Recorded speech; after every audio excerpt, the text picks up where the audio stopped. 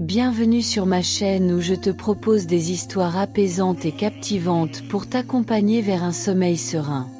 Si tu apprécies ce moment de détente, n'hésite pas à t'abonner et à liker cette vidéo. Ça soutient mon travail et m'aide à te proposer encore plus de récits fascinants. Alors, installe-toi confortablement, laisse le monde extérieur s'éloigner doucement, et laisse-toi emporter par l'histoire de ce soir. Il existe, dans le quartier tranquille de Saint-Lazare, une maison qui ne se distingue en rien des autres. Ni plus grande ni plus petite, ni plus belle ni plus laide, elles se font parfaitement dans l'alignement de façades bourgeoises qui caractérise cette rue paisible bordée de tilleuls centenaires. C'est une demeure de 3 étages, construite au début du XXe siècle, avec ses moulures typiques de l'époque, ses balcons en fer forgé et ses volets vert sombre qui donnent à toute la rue un air de respectabilité tranquille. Pourtant, si vous interrogiez les voisins, ils vous diraient qu'il y a quelque chose d'étrange dans cette maison. Pas quelque chose d'évident ou de spectaculaire, non. Plutôt une sensation diffuse. Un malaise qu'on ne peut vraiment expliquer mais qu'on ressent néanmoins avec une certitude troublante. Cette maison appartenait à la famille Duchamp depuis 4 générations. C'était une lignée discrète, de ces familles dont on ne dit ni bien ni mal, qui vivent leur vie sans éclat mais sans scandale, qui paient leurs impôts à temps et saluent poliment leurs voisins sans jamais vraiment les inviter à entrer. L'histoire que je vais te raconter commence par un matin de septembre, lorsque Claire Duchamp, la dernière descendante de cette lignée, se retrouva devant la maison familiale avec un trousseau de clés à la main et un sentiment de profonde appréhension dans le cœur. Sa grand-mère, Marguerite Duchamp, venait de décéder à l'âge de 95 ans dans une maison de retraite où elle avait passé les 10 dernières années de sa vie. Claire, qui avait 32 ans et vivait à Paris depuis ses études, était la seule héritière. Elle n'avait aucun souvenir heureux de cette maison. Enfant, elle n'y était venue que pour les fêtes de famille, des occasions toujours teintées d'une tension inexplicable, d'un silence pesant qui semblait habiter les murs eux-mêmes. Elle se souvenait surtout de cette porte au 2e étage, toujours fermée, toujours verrouillée, dont personne ne parlait jamais. Petite, elle avait demandé une fois à sa grand-mère ce qu'il y avait derrière. La vieille femme avait pâli, ses mains tremblantes s'étaient crispées sur son tricot, et elle avait simplement répondu d'une voix blanche. « Rien, ma chérie. Il n'y a rien là-dedans. Ne t'en préoccupe pas. » Mais le ton employé, loin de rassurer la petite Claire, l'avait au contraire remplie d'une curiosité mêlée de peur. Si vraiment il n'y avait rien, pourquoi cette réaction? Pourquoi cette pâleur soudaine? Pourquoi ce tremblement dans la voix? Des années plus tard, debout devant la maison qu'elle devait maintenant vider et mettre en vente, Claire sentait cette vieille curiosité se réveiller, accompagnée cette fois d'une détermination adulte. Elle allait enfin découvrir ce qui se cachait derrière cette porte mystérieuse. Elle tourna la clé dans la serrure de l'entrée principale. La porte s'ouvrit en grinçant légèrement, révélant un hall plongé dans la pénombre. L'air à l'intérieur était confiné, chargé de poussière et de cette odeur particulière des maisons longtemps inhabitées. Un mélange de vieux bois, de tissus moisis et de temps suspendu. Claire avança prudemment, ses pas résonnant sur le parquet ancien. Les meubles étaient recouverts de draps blancs, comme des fantômes figés dans leurs activités quotidiennes. Les rideaux épais bloquaient la majeure partie de la lumière extérieure, ne laissant filtrer que quelques raies obliques qui dansaient avec la poussière dans l'air immobile. Elle monta lentement l'escalier, sa main glissant sur la rampe polie par des décennies de passage. Au 1er étage se trouvaient les chambres principales, celles de ses grands-parents, celles qu'occupaient autrefois ses oncles et tantes lors des réunions familiales. Tout était comme dans son souvenir, figé dans une sorte d'ambre temporelle.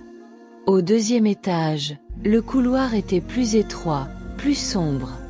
3 portes donnaient sur ce palier. 2 d'entre elles s'ouvraient facilement, révélant des chambres de bonne transformées en débarras, encombrées de cartons, de vieux meubles et d'objets oubliés. La troisième porte, tout au fond du couloir, était celle dont elle se souvenait. Claire s'en approcha lentement, son cœur battant plus vite qu'il ne le devrait. C'était absurde, se dit-elle.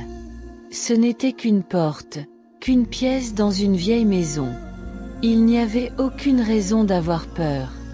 Pourtant, quelque chose en elle hésitait, comme si une partie inconsciente de son être savait qu'une fois cette porte ouverte, quelque chose d'irréversible se produirait. La porte était identique aux autres, en bois sombre avec une poignée en laiton terni.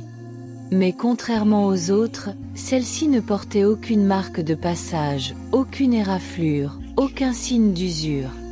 C'était comme si personne ne l'avait jamais touchée. Claire posa sa main sur la poignée. Elle était froide, beaucoup plus froide que celle des autres portes. Elle la tourna, mais rien ne se passa. La porte était verrouillée. Évidemment, pensa-t-elle. Elle sortit le trousseau de clés que le notaire lui avait remis. Il y en avait une dizaine, de tailles et de formes différentes. Elle les essaya une par une, méthodiquement. Aucune ne fonctionnait. Soit elle n'entrait pas dans la serrure, soit elle tournait dans le vide sans actionner le mécanisme. Frustrée, Claire s'agenouilla pour examiner la serrure de plus près. C'était un modèle ancien, probablement original à la construction de la maison. Mais ce qui l'intriguait le plus, c'est qu'elle pouvait voir à travers le trou de la serrure. De l'autre côté, il n'y avait pas de clé.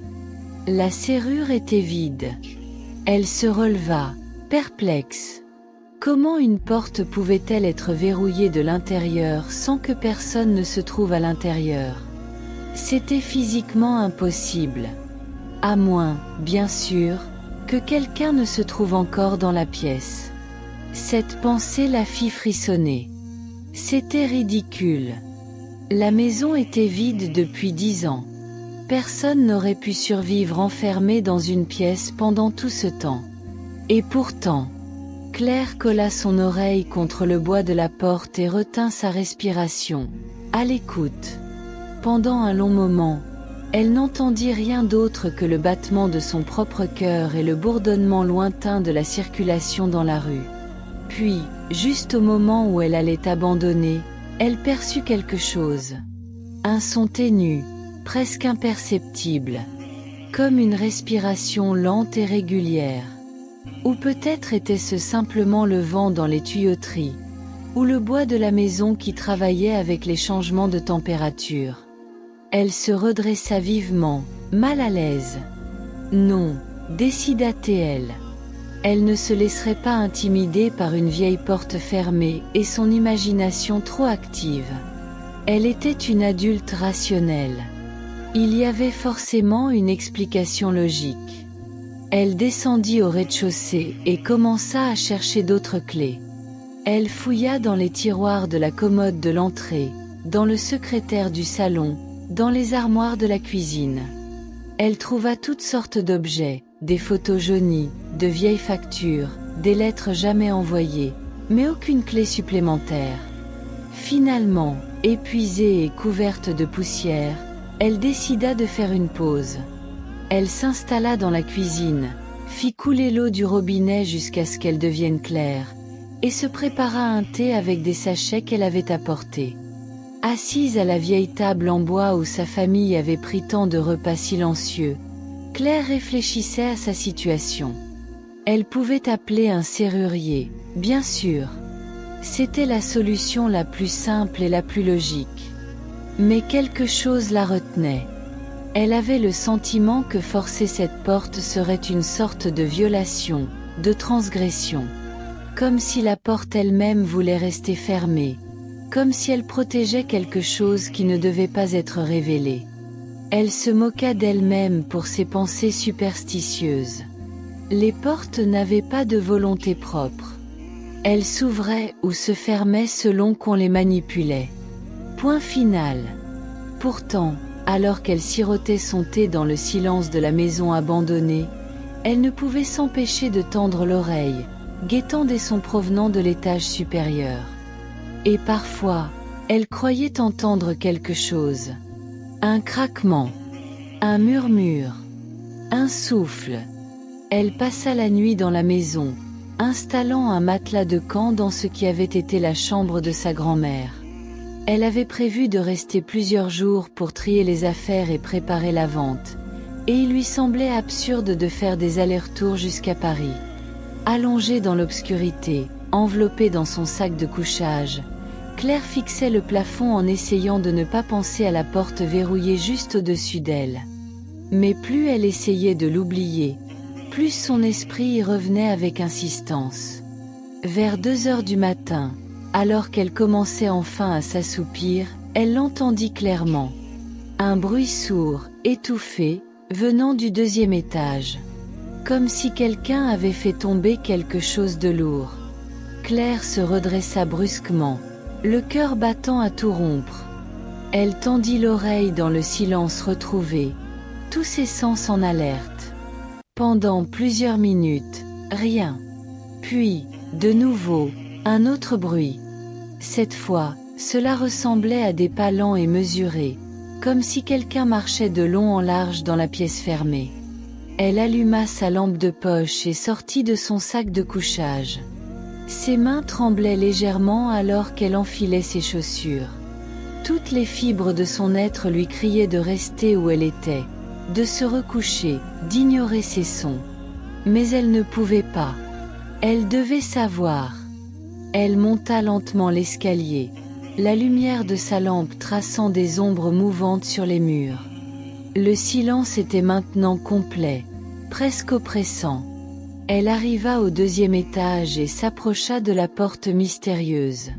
Elle posa sa main sur le bois, hésitante. Il était légèrement tiède, ce qui était étrange car toute la maison était glaciale. Elle colla de nouveau son oreille contre la porte. Et elle entendit distinctement une respiration. Lente, profonde, régulière. Celle de quelqu'un qui dort, ou qui fait semblant de dormir. « Il y a quelqu'un » murmura Claire, sa voix tremblante dans l'obscurité. La respiration s'arrêta net.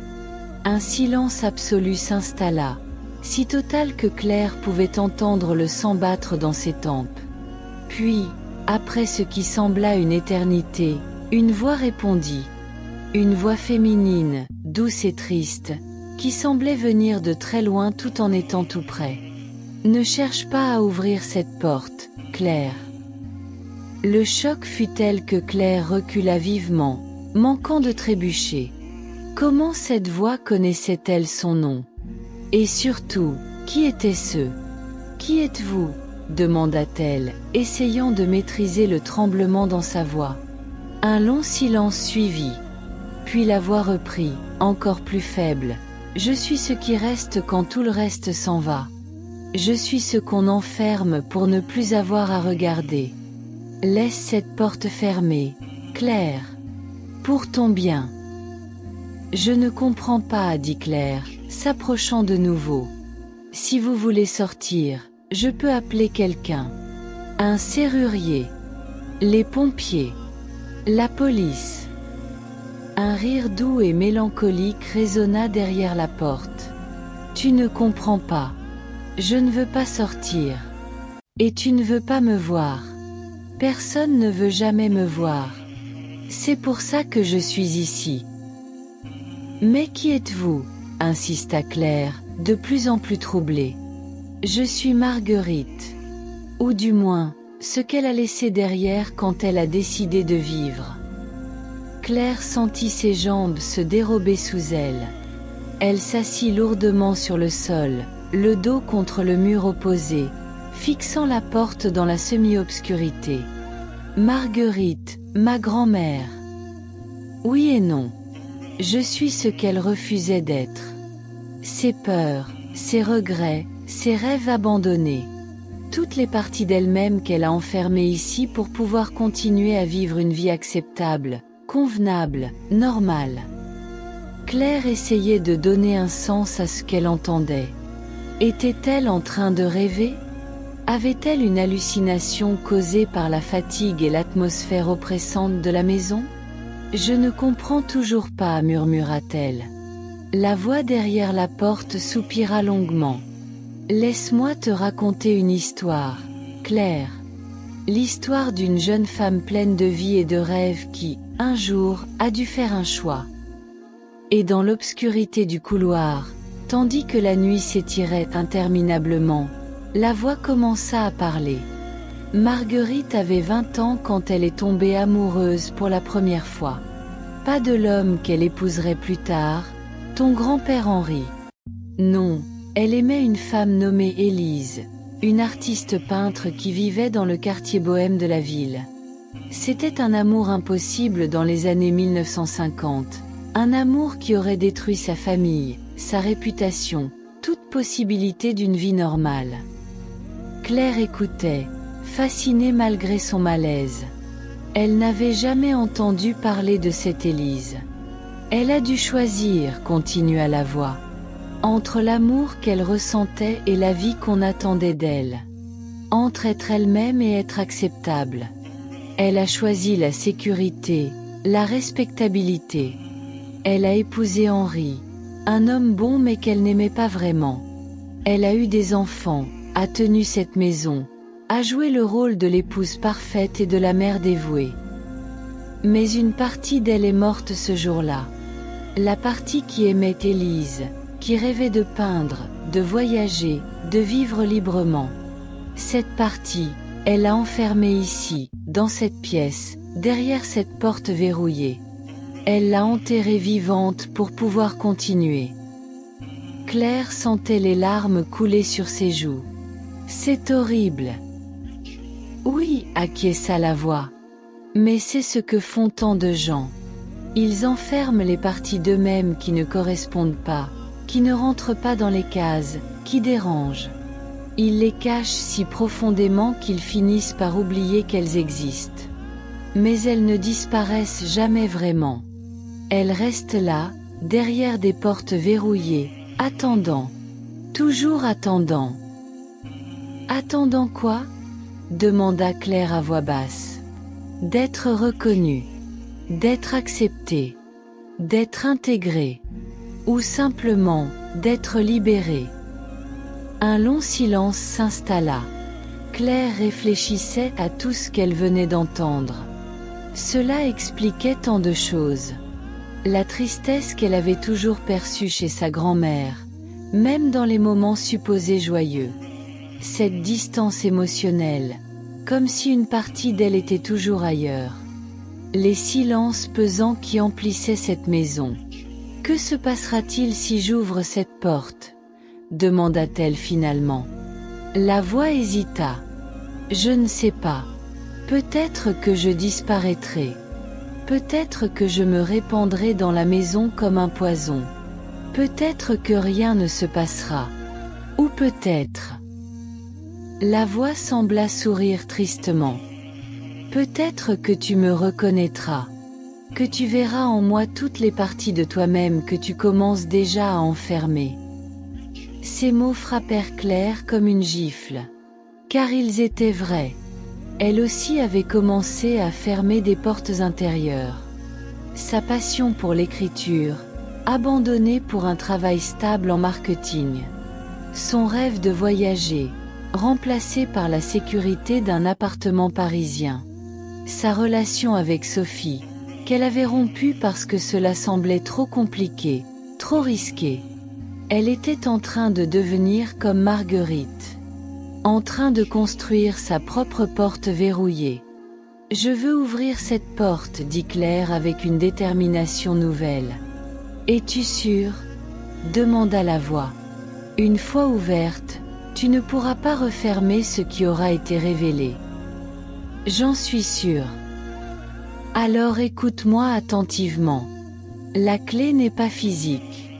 Elle ne se trouve dans aucun tiroir, aucune armoire. La clé, c'est l'acceptation. La volonté de reconnaître ce qui a été enfermé. La porte s'ouvrira quand tu seras vraiment prête à affronter ce qu'il y a derrière. Pas avant. Claire passa le reste de la nuit assise dans le couloir, adossée au mur face à la porte mystérieuse. Elle ne dormit pas. Elle réfléchissait, se remémorant sa propre vie, les choix qu'elle avait faits, ce qu'elle regrettait, ce qu'elle avait trop peur de faire. Elle pensa à Sophie, à la façon dont elle avait mis fin à leur relation il y a 6 mois. « C'est trop compliqué », avait-elle dit. « Les gens vont poser des questions. Ma famille ne comprendrait pas. » Les mêmes excuses que Marguerite s'était probablement données des décennies auparavant. Elle pensa à son travail, comment elle passait ses journées à créer des slogans publicitaires pour des produits auxquels elle ne croyait pas, alors que son ordinateur contenait 3 manuscrits inachevés, des histoires qu'elle n'osait pas terminer de peur qu'elles ne soient pas assez bonnes. Elle pensa à tous les peut-être un jour qu'elle se répétait comme des mantras rassurants. Peut-être qu'un jour elle démissionnerait pour écrire à temps plein. Peut-être qu'un jour elle appellerait Sophie pour lui dire qu'elle avait fait une erreur. Peut-être qu'un jour elle vivrait vraiment au lieu de simplement exister. Mais quand viendrait ce un jour? À 40 ans? À 50? À 80, comme Marguerite, quand il serait trop tard pour tout sauf les regrets?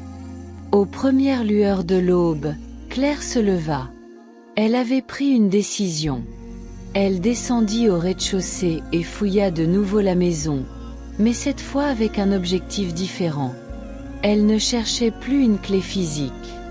Elle cherchait des traces de la vraie Marguerite, celle qui avait été enfermée. Dans le grenier poussiéreux, derrière des cartons de vêtements et de vaisselle ancienne, elle trouva une vieille malle fermée par un simple cadenas rouillé qu'elle parvint à briser avec un tournevis. À l'intérieur, protégés par des couches de tissu, se trouvaient des dizaines de carnets.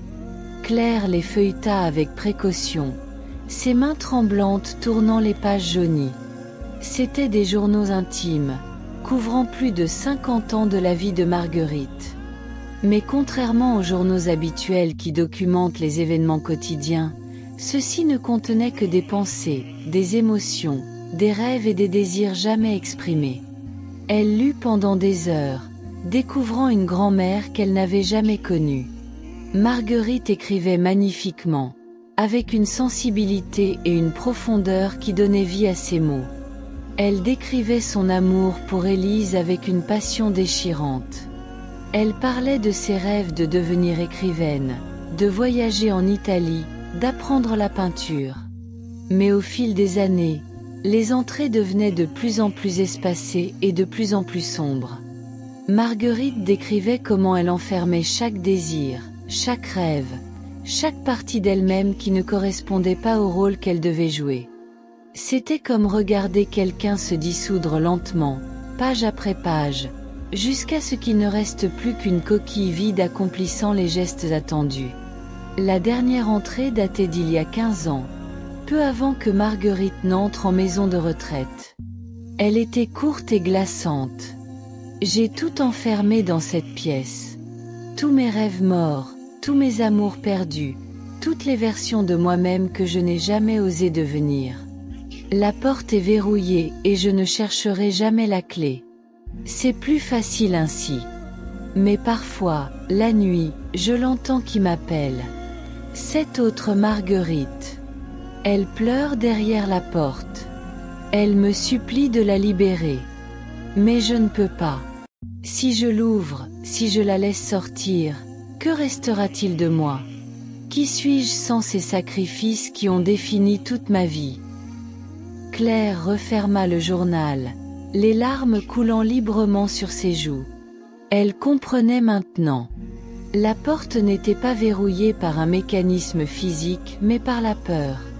La peur de Marguerite de confronter tout ce qu'elle avait perdu, tout ce qu'elle avait abandonné pour vivre une vie acceptable. Elle rassembla tous les journaux et monta au 2e étage.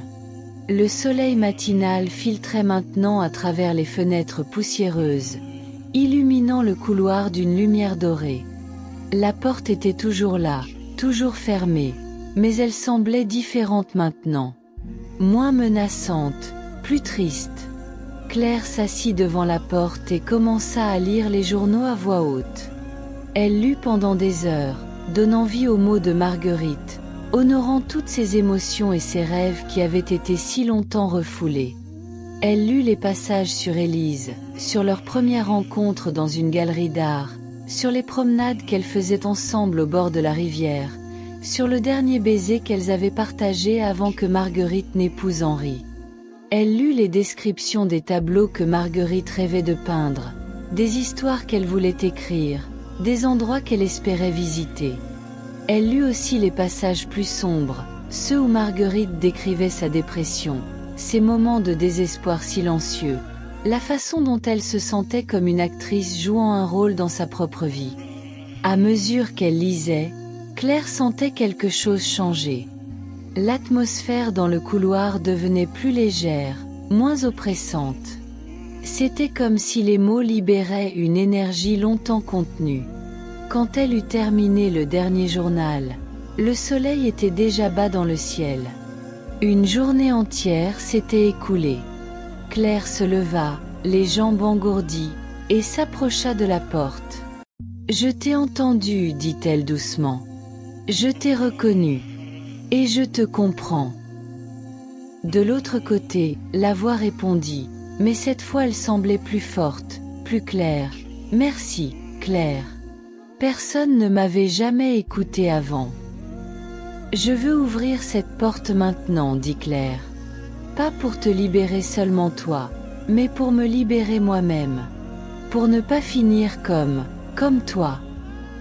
Tu es prête ?» Claire prit une profonde inspiration. « Oui. » Elle tendit la main vers la poignée. Cette fois, quand elle la tourna, elle sentit le mécanisme céder. La serrure cliqua doucement, et la porte s'ouvrit lentement, comme si elle aussi hésitait après tant d'années. Claire s'attendait à tout. À voir un fantôme, une créature horrifique, ou peut-être la version spectrale de sa grand-mère jeune. Mais ce qu'elle vit la surprit complètement. La pièce était vide. Complètement vide. Pas de meubles, pas d'objets, pas de traces d'occupation.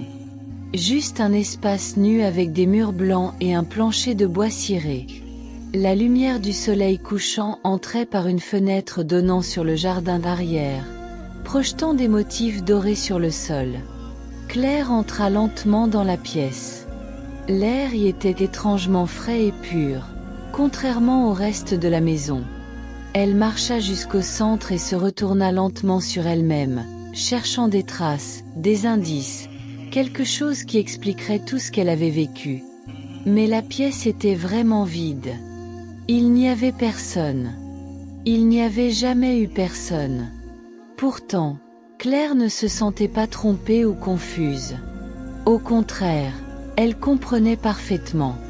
La pièce était vide parce que c'était précisément son rôle. Être un espace vide où enfermer tout ce qui ne pouvait pas être exprimé ailleurs.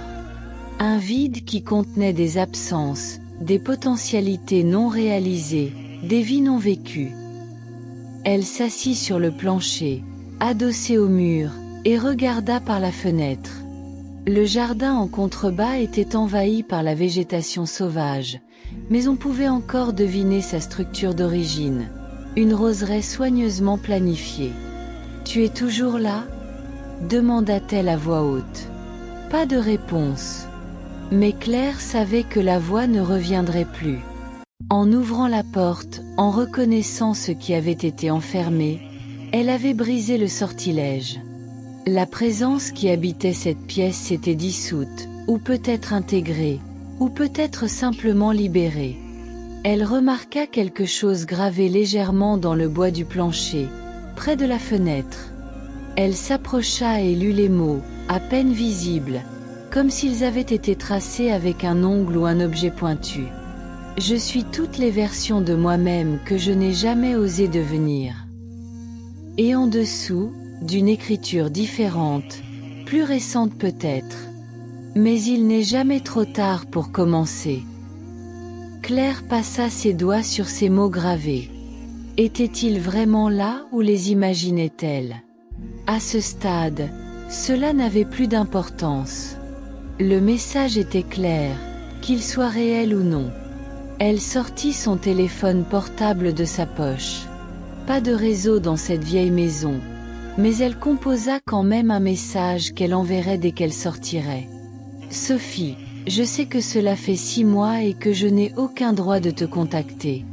Mais j'ai besoin de te dire que j'ai eu tort. J'ai eu peur et j'ai choisi la facilité. Si tu veux bien me parler, j'aimerais t'expliquer. J'aimerais essayer de nouveau, pour de vrai cette fois. Claire.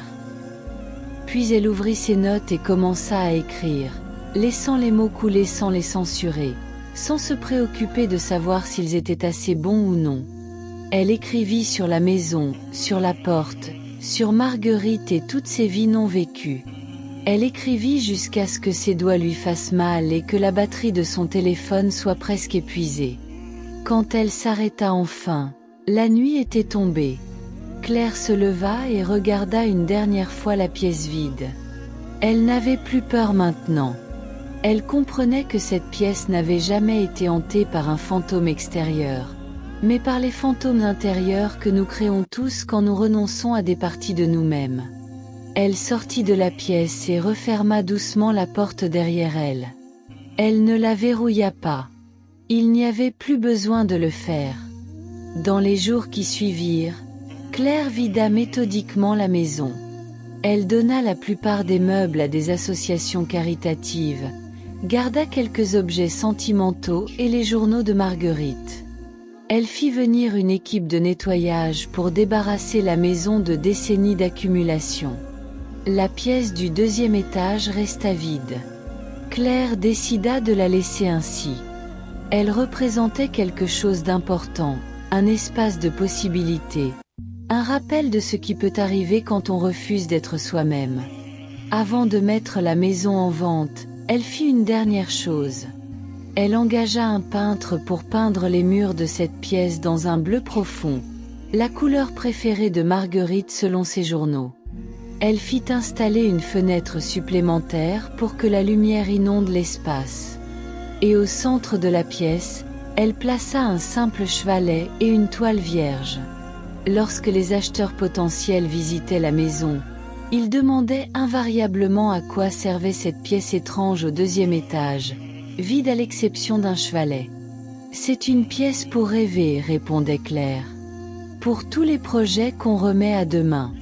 Pour toutes les versions de nous-mêmes qu'on n'a pas encore osé devenir. » La plupart des visiteurs la regardaient avec perplexité. Mais quelques-uns comprenaient. On voyait dans leurs yeux cette lueur de reconnaissance, comme s'ils aussi avaient leur propre porte verrouillée de l'intérieur. La maison finit par être achetée par une jeune femme nommée Anaïs, une artiste dans la trentaine qui avait abandonné sa carrière en droit pour se consacrer à la peinture. Quand elle visita la pièce bleue, elle resta immobile pendant un long moment, fixant le chevalet vide.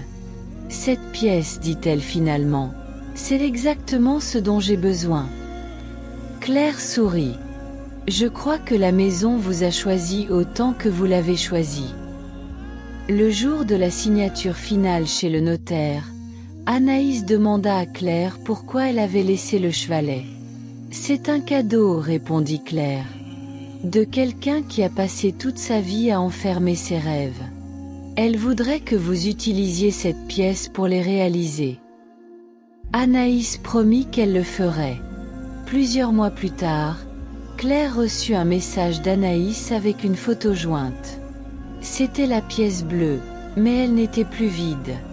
Sur le chevalet se trouvait un magnifique tableau représentant 2 femmes marchant main dans la main au bord d'une rivière, leurs silhouettes se découpant contre un coucher de soleil doré.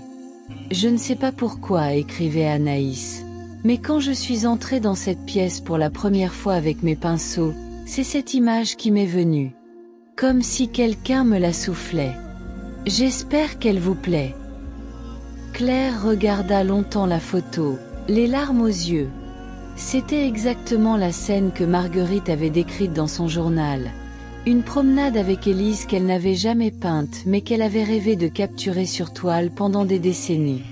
D'une certaine manière, en ouvrant cette porte, Claire avait permis à ce rêve de se réaliser enfin, même par procuration, même par l'intermédiaire d'une étrangère qui ne connaissait rien de l'histoire. Quant à Claire, sa propre vie avait changé de façon spectaculaire. Sophie avait répondu à son message. Elles s'étaient rencontrées, avaient parlé pendant des heures, et décidé de recommencer lentement, sans précipitation mais sans honte non plus. Claire avait démissionné de son travail en marketing et s'était inscrite à un programme d'écriture créative. Elle travaillait à mi-temps dans une librairie pour payer les factures, et consacrait le reste de son temps à écrire. Son premier roman, inspiré par l'histoire de Marguerite et de la porte verrouillée, était presque terminé. Elle n'avait plus peur de ses propres portes intérieures. Chaque fois qu'elle sentait qu'elle commençait à enfermer une partie d'elle-même, à renoncer à un rêve par peur ou par commodité, elle pensait à cette pièce vide et à la voix triste qui l'habitait. Elle ne voulait pas finir ainsi.